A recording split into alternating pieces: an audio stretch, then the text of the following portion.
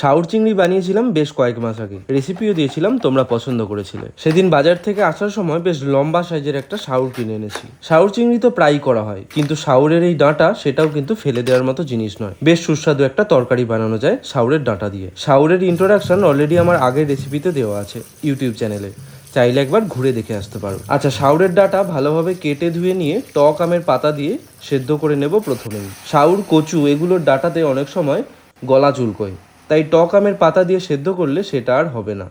আচ্ছা, এবার তেলের মধ্যে আলু ভেজে নিয়ে সেই তেলের মধ্যে মাছের মাথা ভেজে নেব।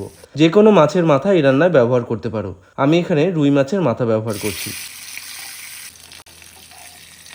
আর এদিকে ডাঁটাগুলোও সেদ্ধ হয়ে গেছে। আম পাতা বেছে ফেলে দিয়ে ডাঁটাগুলো থেকে জল ঝরতে দাও। একেবারে গলিয়ে সেদ্ধ করলে কিন্তু শাউরের ডাঁটার আবার স্বাদ পাবে না, জাস্ট ওই ভাপিয়ে নিলেই হবে।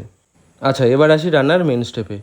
কড়াইতে পরিমাণ মতো তেল দিয়ে তার মধ্যে শুকনো লঙ্কা, তেজপাতা, গোটা জিরে, ফোড়ন হিসাবে দিয়ে পেঁয়াজ কুচি, আদা রসুন বাটা, হলুদ ও লঙ্কার গুঁড়ো দিয়ে কষিয়ে টমেটো ও লবণ দিয়ে মুগ ডালটা দিয়ে দেবো। এখানে মুগ ডালের পরিমাণ কিন্তু 1 বাটি। সব মশলা ডালের সাথে মেশানো হয়ে গেলে ভেজে রাখা আলু ও মাছের মাথা দিয়ে নেড়ে জল দিয়ে ঢাকনা দিয়ে সেদ্ধ হতে দেবো 5 মিনিট। ওটা সেদ্ধ হোক, সেই সময় শাউরের ডাঁটা থেকে এক্সেস জলটা হাত দিয়ে চেপে বার করে নেব। তারপর তরকারির সঙ্গে মিশিয়ে দেব। আচ্ছা, একটা জিনিস নিশ্চয়ই খেয়াল করেছো যে ডাঁটার সাথে কিন্তু শাউরের ওপরের দিকের নরম অংশ কিছুটা আমি নিয়েছি, সেটা কচুর মতো দেখতে লাগছে। আচ্ছা, শাউরের ডাঁটা ভালোভাবে সেদ্ধ হলে, ডালটা একটু মরে গেলে সামান্য একটু চিনি আর গরম মশলা দিয়ে নামিয়ে নাও।